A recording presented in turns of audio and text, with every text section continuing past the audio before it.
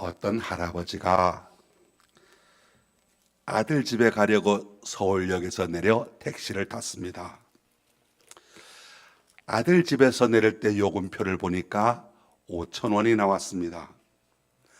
할아버지는 돈이 아까워서 기사에게 2,500원만 주었습니다. 택시기사가 할아버지에게 말합니다. 할아버지, 5,000원이에요. 그런데 할아버지가 말씀하시기를 나 혼자 타고 왔나? 자네도 타고 왔잖아. 할아버지, 어떻게 말도 안 되는 말씀을 하세요? 5,000원은 주셔야 돼요. 이 사람아, 둘이 탔으니까 반반 나눠야지. 이 할아버지가 자꾸 우기니까 결국 운전수가 할 수 없어서 2,500원을 받았다고 합니다. 자, 여러분, 그 할아버지가 왜 이렇게 잔머리를 썼겠습니까? 가난하기 때문입니다. 가난하면 그렇게 서럽고 치사해질 수밖에 없는 거죠. 예수님은 부유하신 분이십니다. 그러니 예수님을 믿는 여러분은 가난을 향하여 명령하십시오. 예수님의 이름으로 가난은 내게서 떠나갈지어다. 빛이 안 떨어지십니까? 채무의 영을 대적하십시오. 나서는 예수의 이름으로 명하노니 채무의 영은 떠나가라. 이 믿음에 서면 하나님께서 물질의 풍성함을 반드시 허락해 주실 것입니다. 우리 성도들은 서로 만나면 축복하고 또 축복하고 또 섬기고 또 섬기는 사람이 되어야 합니다. 성도가 행한 대로, 성도가 믿음으로 말한 그대로 하나님께서 풍성하게 축복하여 주실 줄로 믿습니다. 이런 축복의 삶이 여러분에게 평생에 그리고 대를 넘치도록 이어지게 되시기를 주님의 이름으로 축원합니다. 오늘 창세기 47장 말씀을 읽었습니다. 창세기 47장은 애굽의 총리 대신이 된 요셉이 가나안 땅에 살았던 아버지 야곱을 애굽으로 모시고 와서 그 아버지 야곱을 바로 왕에게 소개하는 장면이 있지요. 이 야곱이 11번째 아들인 요셉이 형들의 미움을 받아 노예로 팔려갔습니다. 하나님의 인도하심으로 결국에는 애굽의 총리 대신이 되었고 가나안 땅에 극심한 흉년이 들게 되니까 이 요셉의 초청으로 야곱의 가족 70명이 애굽으로 이주하게 됩니다. 그리고 애굽 왕 바로 앞에 야곱이 첫 번째 대면을 하는 장면이 바로 오늘 본문 말씀입니다. 여기에서 누가 갑이겠습니까? 당연히 바로 왕의 갑이고 야곱은 을이 됩니다. 바로는 야곱에게 양식을 주는 사람이고 그리고 고센 땅을 허락해 주는 입장이고 야곱은 그것을 얻는 입장인 겁니다. 그런데 오늘 내용을 보면 좀 이상합니다. 아니, 많이 이상합니다. 요셉이 자기 아버지 야곱을 인도하여 바로 앞에 서게 하니 야곱이 바로에게 축복함이 하매 바로를 만난 애굽의 왕을 만난 야곱이 대뜸 바로 왕을 축복하는 겁니다. 그러니까 바로 왕이 얼마나 의아했겠습니까? 그래서 묻습니다. 내 나이가 얼마냐? 야곱이 대답합니다. 나그네 길에 130년이니이다. 험악한 세월을 살아왔습니다. 그리고는 또다시 야곱이 바로 왕에게 축복을 하여 줍니다. 무슨 이런 경우가 있겠습니까? 대제국 왕 바로 앞에서 당당한 야곱과 그의 가족이 바로 만나는 그 이야기 속에서 오늘 저와 여러분, 예수 믿는 사람들이 이 세상을 어떻게 살아가야 할 것인가, 하나님과 동행하며 살아가는 사람들이 이 세상에 대하여 어떤 자세를 가져야 할 것인가 하는 내적인 신앙의 힘을 말씀을 통해서 배우게 됩니다. 예수 믿는 사람, 우리 신앙인들에게는 어떤 내적인 힘이 있겠습니까? 우리 그리스도인들은 이 세상에서 어떤 자세로 살아가야 하겠습니까? 오늘 본문 말씀을 통해서 살펴보고자 합니다. 첫 번째, 하나님을 믿는 사람들은 정직하게 살아야 합니다. 하나님은 정직한 자를 형통케 하시는 분이시라는 사실을 믿으시기 바랍니다. 3절 말씀 보십시오. 바로가 요셉의 형들에게 묻되 너희 생업이 무엇이냐? 그들이 바로에게 대답하되 종들은 목자이온데 우리와 선조가 다 그러하니이다. 예수 믿는 사람들 세상 속에서 그리스도인들은 정직하게 살아야 합니다. 정직함이 빠르게 가장 빠른 지름길임을 믿어야 합니다. 요셉이 그랬습니다. 요셉은 노예로 팔려가서도 또 모함을 받아 죄수로 전락해서도 그의 삶이 하나님 앞에서 정직했습니다. 그런 요셉에게 하나님께서 함께 해주시고 형통의 삶을 살게 해주셨던 겁니다. 사건은 요셉의 형들로부터 시작됩니다. 바로를 만난 형제들, 직업을 묻는 바로에게 대답을 합니다. 야곱의 가족은 선조들부터 유명인이지요. 애굽의 이인자인 요셉이 자신의 부모 형제가 목축을 하는 사람들은 사실을 숨기지 않습니다. 떳떳하게 밝힙니다. 이건 사실 쉬운 일이 아니었습니다. 당시 애굽은 철저하게 신분제 사회였습니다. 나일강이 범람하게 되고 그 범람하로 말미암아 농사를 짓던 사회였고, 그래서 평민 많은 사람들이 선호한 직업은 농업이었고, 그리고 제사장이 최상급에 있었고, 목축업을 하는 사람들은 사람 취급을 하지 않으면 그야말로 최하층민으로 여겼던 것입니다. 애굽 사람들은 목축을 싫어했습니다. 그러니 요셉으로서는 자신의 과거 출신을 숨기고 의도적으로 멸시를 안 당하려고 거짓말하기도 쉬운 입장이었습니다. 근데 요셉은 거짓말하지 않습니다. 떳떳하게 자신의 신분을 밝힙니다. 자기의 직업을 밝힙니다. 과거 요셉의 형들은 거짓의 사람들이었습니다. 목적을 이루기 위해서는 수단과 방법을 가리지 않냐고 거짓말하는 것이 일상화되었던 사람들이었었지요. 요셉을 팔아넘기고 아버지를 속입니다. 세겜성에서 세겜성 사람들에게 할례를 받으라고 해놓고서는 할례를 받고 고통스러워할 때 다 죽이고 재물을 약탈하고 부녀자를 사로잡았습니다. 그저 살아가기 위해서 거짓말하는 것이 생활의 습관이 되었던 사람이었습니다. 근데 요셉은 자기 형제들에게 거짓이 아닌 진실의 사람이 되길 요구하고 있습니다. 진실을 말하게 하고 있습니다. 정직이 잠깐은 고통스러울지 모르나 그것이 형통의 길이라는 것을 알려주고 있습니다. 세상에서 그리스도인이라고 하는 이름이 때로는 멸시와 조롱의 대상이 되기도 합니다. 근데 우리 예수 믿는 사람들은 명예의 손상이 가고 손해와 불이익이 있다 할지라도 그리스도 이름을 정직하게, 그리고 때로는 내가 정직하면 손해를 본다 할지라도 정직한 삶을 나타내며 살아가야 되겠습니다.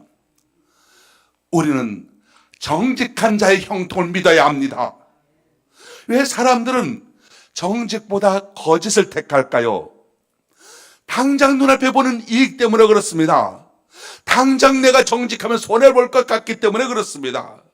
정직의 길보다 거짓의 길이 훨씬 쉬워 보이기 때문이겠지요. 결국 정직하면 손해를 볼 것이다 라고 하는 오해가 사회를 지배하고 있습니다. 사울 왕과 다윗 왕의 차이를 아십니까?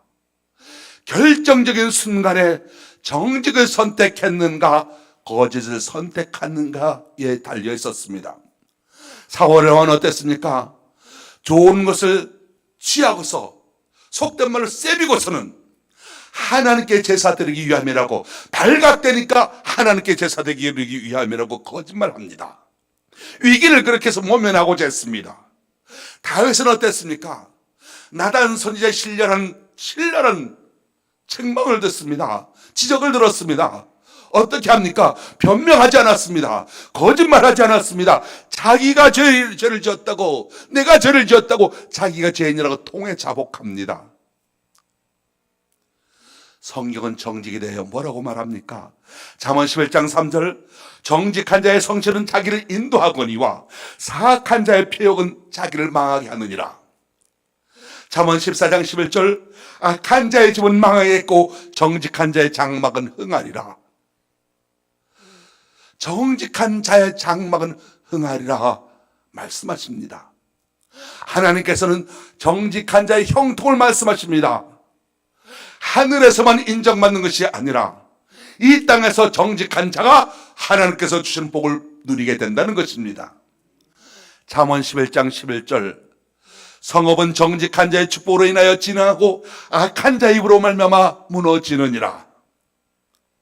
정직은 개인적인 혜택을 넘어 공동체를 향한 축복으로 이어집니다. 그래서 요셉이 자기 형들에게, 그동안 편한 대로 거짓말을 일삼던 자기 형들에게 정직할 것을 요구했고 정직하게 자기의 직업을 밝히게 했던 것입니다. 잠언 20장 7절, 의인은 흠없는 삶을 살고 그의 후손은 복되도다. 정직은 하나님의 축복을 대물림하는 통로라는 것이지요. 사실 그렇습니다. 우리가 거짓은 가르쳐 주지 않아도 배워가는 것이 인생의 인간들의 본성이지 않겠습니까? 그런데 정직은 쉽게 전해지지 않습니다. 하지만 성경은 아버지의 정직으로 그의 자손이 복을 얻는다. 시편 11편 7절, 여호와는 의로사 의로운 일을 좋아하시나니 정직한 자는 그의 얼굴을 펴오리다 말씀하고 있습니다. 바로 정직한 자에게 주신 하나님의 가장 큰 혜택은 하나님과 친밀한 관계로 이어지게 된다는 것이지요. 하나님께서는 정직한 자의 기도를 기뻐하십니다. 하나님의 얼굴을 볼 수 있는 것, 정직한 자가 누리는 축복이라고 말씀합니다. 오늘 우리 사회에 절실하게 필요한 건 더 잘 사는 나라가 되는 것이 아니라 거짓과 부정이 통하지 않냐는 정직한 사회가 먼저 되어야 하지 않겠습니까? 요셉의 형제들은 정직의 형통을 경험합니다. 오늘 예수 믿는 사람들, 우리와 함께 모든 성도들이 하나님께서 주시는 정직한 자에게 주시는 형통을 누리게 되시기를 주님의 이름으로 축원합니다. 오늘 본문 두 번째로, 우리 그리스도인들은 세상의 모순에 직면하라 말씀합니다. 6절 말씀을 봅니다. 애굽 땅이 내 앞에 있으니 땅의 좋은 곳에 내 아버지와 내 형들이 거주하게 하되 그들이 고센 땅에 거주하고 그들 중에 능력 있는 자가 있거든 그들로 내 가축을 관리하게 하라. 야고 바로가 뭐라고 말합니까?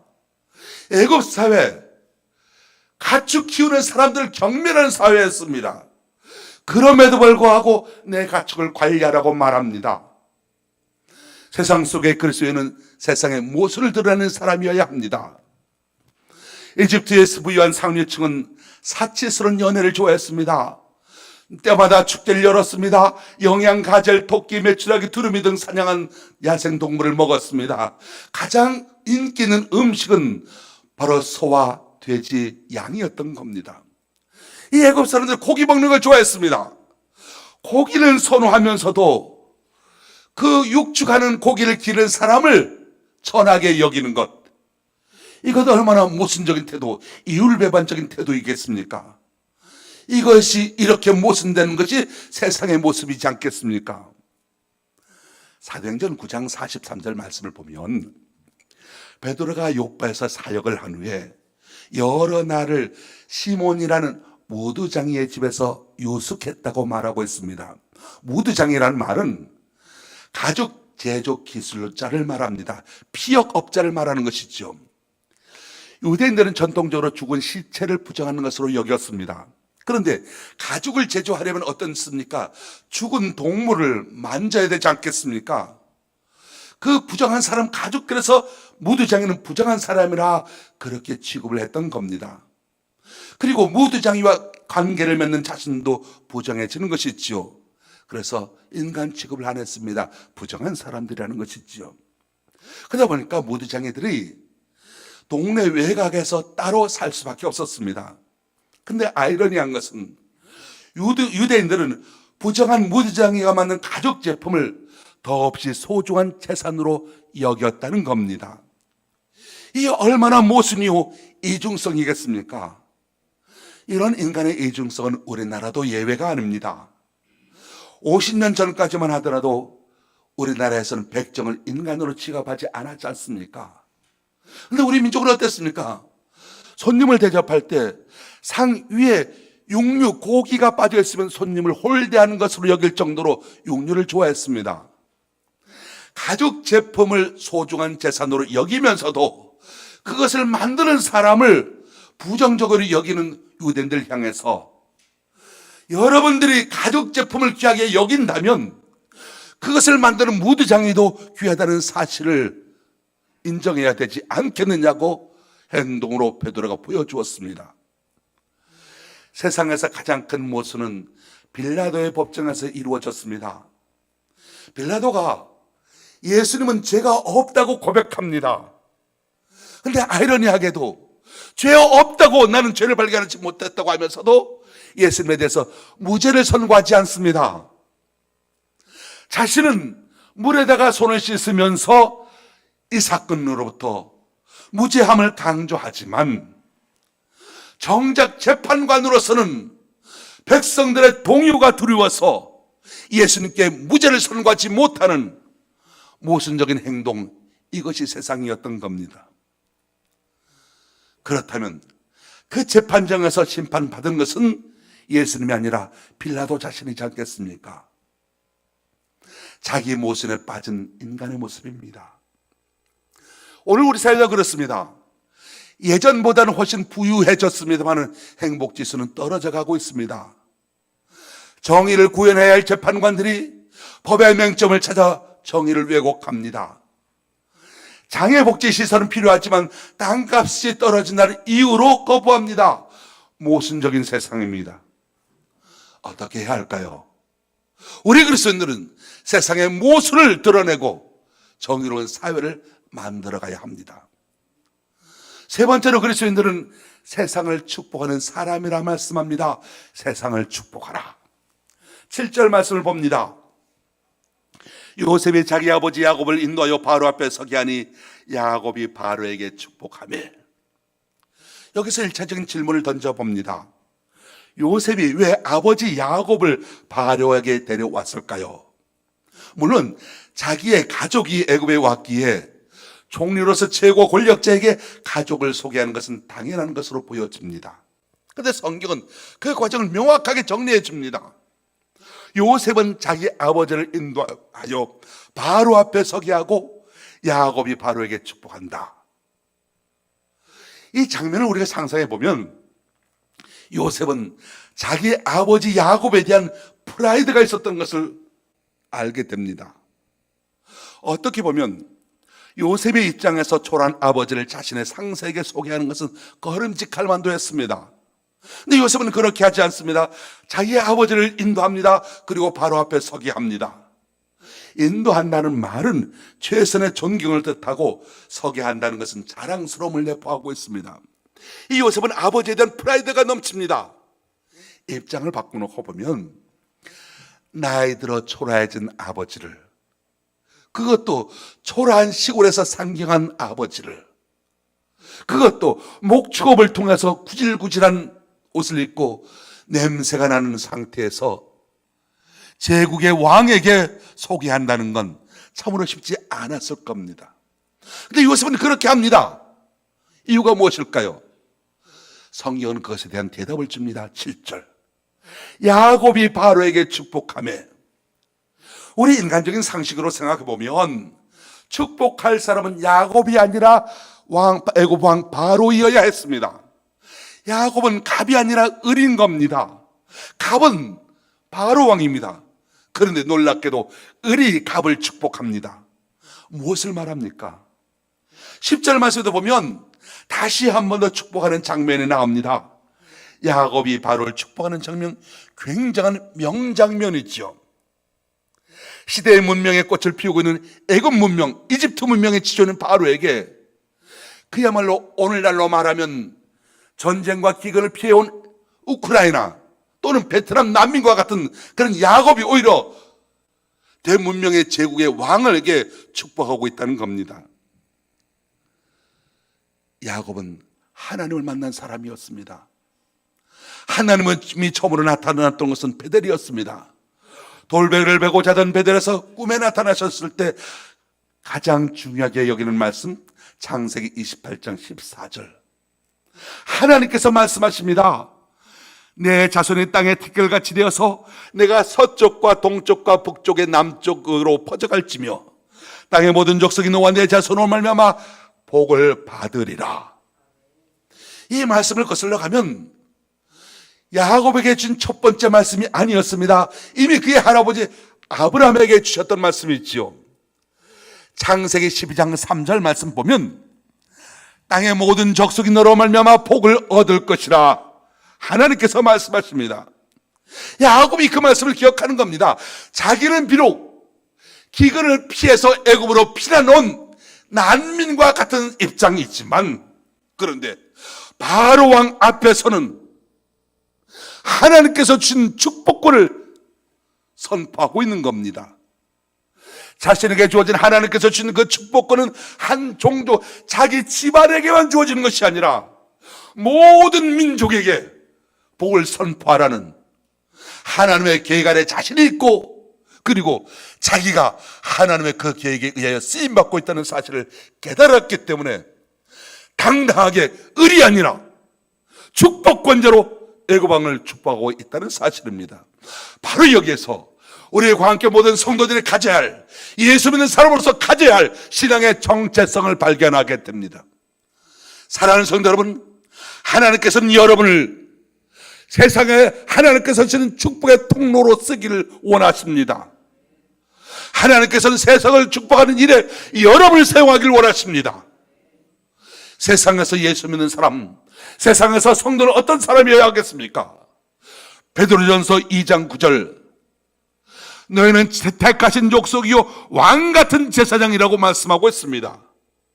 이건 우리 스스로가 붙인 칭호가 아니라 하나님께서 저와 여러분에게 붙여주신 칭호입니다. 너희는 택하신 족속이요 왕같은 제사장이라 믿으시길 축원합니다. 지금 야곱은 하나님의 대행자로서 하나님의 이름으로 바로를 축복하고 있습니다.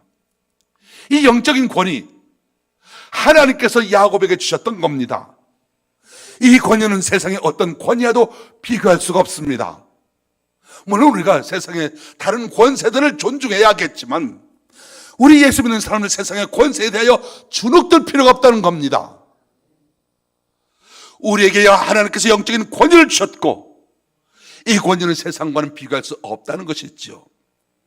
그러니 사랑하는 성도 여러분, 여러분들이 직장에서나 사회생활을 할 때도 하나님의 백성으로 하나님께서 여러분에게 주신 영적인 권위를 가지고 살아가게 되시길 바랍니다. 하나님께서는 여러분을 축복하십니다. 하나님께서는 여러분을 통해서 여러분의 직장을 축복하기를 원하십니다. 하나님께서는 여러분을 통해서 하실 일이 있으십니다. 하나님께서는 하나님의 백성에게만 주어진 영적인 권위, 권세 주셨습니다. 사랑하는 성도 여러분, 자신의 입장이 지금 비록 세상에서 보잘것없이 보인다 할지라도, 내가 비록 세상에서 말단 직원으로서 내세울 것이 없이 살아간다 할지라도, 그러나 원하기는 사랑하는 성도 여러분, 여러분들은 세상에 대하여 주눅들지 않게 되시길 축원합니다. 성도는 세상을 축복하는 사람입니다. 예수 그리스도 이름으로 세상을 부지런히 축복하시길 주의 이름으로 축원합니다. 또한 우리 그리스도인들은 항상 네 번째로 하나님과 동행하는 삶을 살라 말씀하십니다. 창세기 46장 28절 말씀 보면 아버지가 요다를 보내서, 그러니까 요셉의 형이지요, 요다 형님을 통해서 고센 땅에 머물겠다고 말합니다. 야곱이 유다를 요셉에게 미리 보내어 자기를 고센으로 인도하게 하고 다 고센 땅에 이르니, 그러니까 이 고센 땅 머물게 했는데 요셉이 선택한 것이 아니라 아버지가 결정을 합니다. 이 요셉의 계획과 아버지의 계획이 일치합니다. 애굽 전역을 두루 돌아다니며 살펴보았던 이 요셉보다 아버지가 더 정확하게 보고 있었던 겁니다. 근데 아버지가 고센 땅을 결정했다고 합니다. 그때 요셉이 무슨 생각을 하게 되었을까요? 아버지의 영적인 통찰력을 보게 됩니다. 그렇습니다. 통찰력의 핵심은 무엇이겠습니까? 하나님이 아버지와 함께 하고 있다는 데 있습니다. 요셉이 바로왕 앞에 아버지를 세웁니다. 아버지를 세운다는 말은 아버지가 부끄럽지 않았다는 겁니다. 왜 요셉에게 아버지가 부끄럽지 않았겠습니까? 아버지는 하나님께서 지켜주신 분이시기 때문인 것이었습니다. 이 사실이 중요합니다.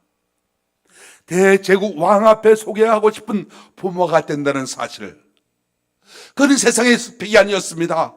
하나님께서 함께 하심이었습니다. 이 세상에서 가장 두려운 부모는 하나님께서 함께 하시는 부모입니다. 물론 인간적으로 뛰어나신 분들이 있지요. 자수성가하신 부모도 있고 지성적인 부모님도 있습니다. 모든 부분에서 완벽한 부모님도 있을 수 있습니다. 자기 분야에서 능력 있는 부모가 있을 수 있습니다. 그런데 이런 모든 것들은 모래 위에 쌓은 탑에 불과합니다. 가장 위대한 부모는 누구냐? 가장 위대한 부모는 하나님이 함께 하시는 부모입니다. 믿으시면 아멘. 하나님과 소통하는 부모, 하나님께서 함께 하시는 부모, 하나님이 사랑하는 부모님이 있습니다. 그 부모의 특징이 무엇입니까? 열국의 왕 앞에서도 당당합니다. 세상 그 어디 앞에서도 주눅들지 않습니다. 자신의 삶을 간단히 말합니다. 나는 험악한 세월을 보낸 사람이다. 이 험악한 세월을 보냈다는 것, 이것이 그에게 삶의 명예이자 자신감이었다는 겁니다. 여러분도 험악한 세월을 보내신 분 있지 않습니까? 험악한 세월을 보냈다는 사실이 자신감이 되는 이유가 무엇이겠습니까? 하나님께서 함께하는 삶이었고, 그 험악한 세월 동안 사는 동안 입은 상처가 하나님의 흔적이 되었기 때문입니다. 하나님은 당신의 백성에게 가장 좋은 것을 예비하시고 그것을 주시려고 인도하시고 그리고 그것을 채워주시는 분이십니다. 하나님께서 요셉을 미리 애굽으로 보내셨습니다. 가나안의 기근을 피하여 야곱과 그의 가족이 애굽으로 이민 온 것이나, 그리고 가나안과 비교적 가까운 거리에서 고센 땅에 정착하게 된 건 보이지 아니하는 하나님의 손길이 있었기 때문이었습니다. 그리고 장차 야곱의 가족은 언젠가는 애굽을 떠나가야 합니다. 그래서 애굽 사람들과 접촉이 가장 적은 곳을 선택합니다. 그날이 언제인지 기약할 수는 없겠지만 때가 되면 출애굽, 하나님께서 자기 조상들에게 약속하신 그 땅으로 떠나가야 합니다. 그 출애굽하기 가장 편한 곳, 출애굽하기 쉽도록 가나안 지방과 가장 가까운 곳, 그곳에 정착했는데 고센 땅이었고 바로 그곳에 정착할 수 있도록 하나님께서 인도하셨다는 것입니다. 사랑하는 성도 여러분, 저와 여러분의 삶도 그러한 삶이 되기를 원합니다. 저와 여러분도 이 땅 고센에서 하던 일에 충실하시고 험악한 세월을 잘 준비하며 축복하며 살다가 언젠가 이 땅 고센을 미련 없이 떠나 영원한 가나안에 들어가는 천국 백성 되시기를 주님의 이름으로 축원합니다. 오늘 본문에 보면 바로가 야곱의 가족들에게 고센 땅을 순순히 허락하는 장면만 나오지만 아마도 바로를 비롯한 애굽 사람들은 야곱의 가족을 향해서 경멸하는, 목축하는 사람이라고 전한 사람들이구만, 그런 표정을 지었을 겁니다. 어쨌든 서로 간의 이해가 맞물려 야곱 가족의 고센 땅 거주가 자연스럽게 이루어집니다. 하나님께서는 비록 이스라엘 번성을 위해서 애굽으로 인도하셨으나 애굽인과 같이 되기를 원하지 아니하셨습니다. 여기에는 강대국 애굽의 보호 아래 이스라엘의 큰 민족이 되게 함과 동시에 애굽의 이교적인 문화로부터 언약의 백성들의 순수성을 보호하려는 하나님의 섭리가 숨겨 있습니다. 오늘날 세상 속에서 살아가야 하는 성도 여러분, 세상 속에 살아가야 하는 여러분들이나 세상의 문화와 타락한 도덕에 오염되지 않기를 바라시는 하나님의 뜻을 말씀을 통해 살펴보십시오.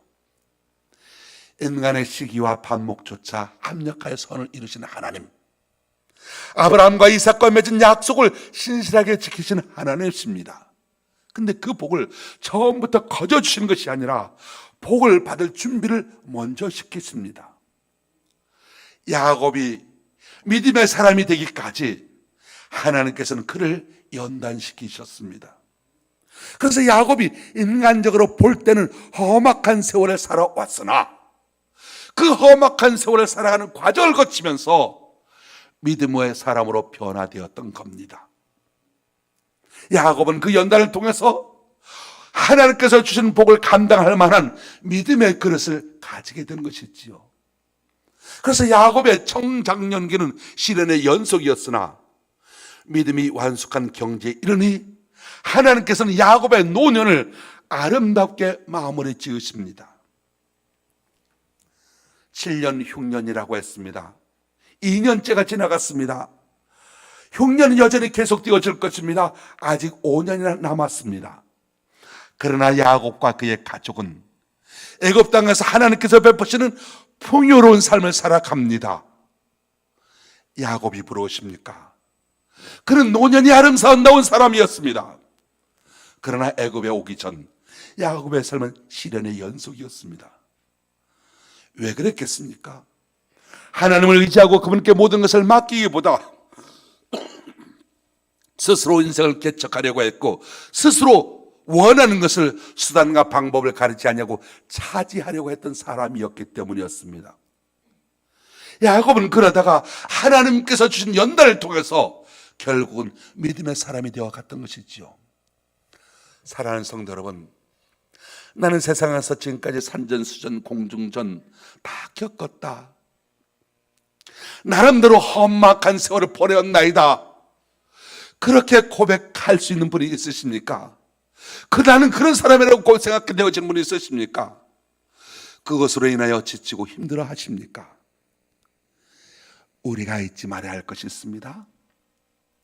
야곱이 젊은 날 그렇게 험악한 세월을 살아왔지만 그러나 하나님께서는 야곱과 함께하여 주셨고 야곱의 노년을 평화롭게 풍족하게 하셨다는 사실입니다. 야곱을 통해 역사하신 하나님께서 여전히 여러분과 지금도 동행하기를 원하십니다. 야곱의 노년을 복주신 하나님께서 여러분의 생애도 간섭하여 주시고 여러분에게도 귀한 것으로 아름다운 것으로 채워주길 주의 이름으로 축원합니다. 예수님께서 왜 이 땅에 오셨겠습니까? 요한복음 10장 10절, 내가 온 것은 양으로 생명을 얻게 하고 더 풍성히 얻게 하려는 것이라. 예수님께서 이 땅에 오신 이유 첫째, 우리로 하여금 생명을 얻게 하기 위함이라 말씀하십니다. 그래서 십자가에서 우리 죄점을 대신 지시고 죽으셨습니다. 둘째는 예수님께서 우리를 위하여 우리를 구원하실 뿐만 아니라 우리의 삶을 풍성하게 하시려고 오셨다고 말씀합니다. 예수님을 믿으면서도 여전히 삶이 눌리고 기쁨이 없으십니까? 하나님과의 관계를 돌아보는 기회가 되십시오. 이웃과 관계를 돌아보는 기회로 삼으십시오. 믿음에 견고하여 주님을 붙들고 그분의 말씀대로 행하면서 주님의 뜻을 이루는 삶을 살아가십시오. 십자가에서 보혈을 흘리신 우리 주님께서 우리의 모든 죄를 용서하시고 이제는 부활의 산소망을 갖게 하신 주님의 은혜를 기억하면서 주님과 동행하며 주님께서 기쁘게 하시는 열매를 거두는 삶이 되시길 바랍니다. 모든 것을 합력하여 선을 이루게 하신 그 하나님, 우리가 그 주님을 의지하게 되면 우리는 어떤 상황에서도 항상 기뻐할 수가 있습니다. 쉬지 말고 기도할 수가 있습니다. 범사에 감사할 수가 있게 됩니다. 원하기는 우리 광교회 성도 여러분, 야곱의 노년의 복을 주신 하나님, 그 하나님과 동행하는 삶을 살아가십시오. 하나님의 기쁘신 뜻을 이루면서 모든 삶의 영역에서 하나님의 치유와 회복과 평강의 삶을 경험하십시오. 시편 119편 7절, 고난당하는 것이 내게 유익이라 이로 인하여 내가 주의 율례를 배우게 되었나이다. 하나님께서 우리에게 험악한 세월을 주신 이유가 바로 우리를 아름다운 도자기 작품처럼 빚으시기 위함이라 말씀합니다. 더욱 굳게 주님 손을 잡고 험악한 세월을 견뎌내십시오. 야곱에게 아직 5년의 흉년이 남았으나 그 흉년을 풍요롭게 살아가게 하셨던 하나님의 은혜, 그 은혜를 기억하면서 더욱 새로운 삶을 살아가십시오. 오늘 말씀, 하나님께서는 저와 여러분에게 세상을 축복하는 권위 있는 자가 되라 말씀하십니다. 누가 세상을 축복할 수가 있겠습니까? 하나님 안에서 험난한 세월을 견뎌온 사람입니다. 하나님께서 함께 하신 경험을 가진 사람을 말합니다. 하나님께서 함께 하신 삶에 흔적이 많은 사람일수록 세상에 대하여 당당할 수가 있습니다. 거친 세월을 살아온 사람, 왕이 두렵지 않습니다. 험악한 세월을 통하여 믿음으로 단련되었기 때문입니다. 그런 사람이 세상을 축복할 수가 있습니다. 사랑하는 광안교회 성도 여러분, 세상을 복되게 하십시오. 그 복을, 그런 권위를 위하여, 그 복을 위하여 여러분에게 주어진 삶의 역경들을 하나님과 동행하며 힘차게 극복해 나가게 되시기를 주님의 이름으로 축원합니다. 기도하겠습니다. 하나님, 우리를 하나님께서 사랑하시는 귀한 아들이요 딸로 인정하시고 험한 세상이지만 주님 손잡고 살아가게 하시니 감사합니다. 우리 성도들의 발람 땅과 만나는 사람에게 복을 주옵소서. 우리와 함께 모든 성도들이 하나님의 위대하심과 깊은 사랑, 그리고 예수 그리스도를 향한 우리의 믿음을 마음껏 선포하고 세상을 향하여 축복하는 그런 복된 성도들이 다 되게 하여 주옵소서. 예수님의 이름으로 기도합니다. 아멘.